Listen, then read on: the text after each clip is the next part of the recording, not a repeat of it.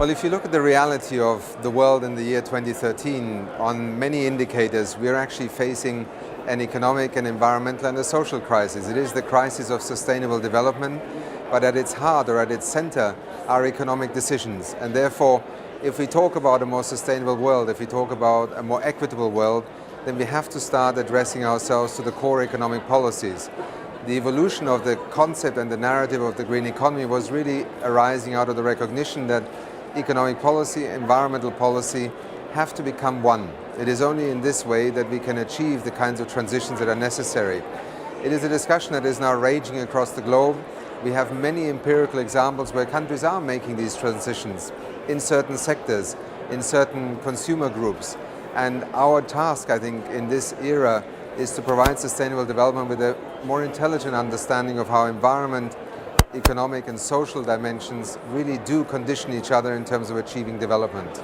Well, I think in taking a good rule of the market, if there is demand, there should be supply. We are responding to an overwhelming increase in demand for, first of all, capacity building support, information, analysis and advice, because countries, both in the run-up to Rio, following the launch of the Green Economy Report of UNEP, but also the work of President Lee in Korea, the financial crisis and the economic stimulus packages, quite a few of which had a Green New Deal component in them, has given rise to an enormous amount of interest amongst politicians, amongst economic policymakers and also amongst the public on what is it that we can do, because planetary realities are very real and urgent.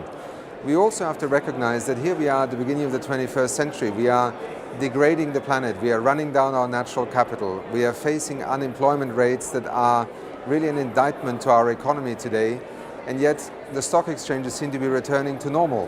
While we have 60% unemployment in some European countries, informal sectors being the only area in which people can actually eke out a living, sometimes the majority of a population in developing countries.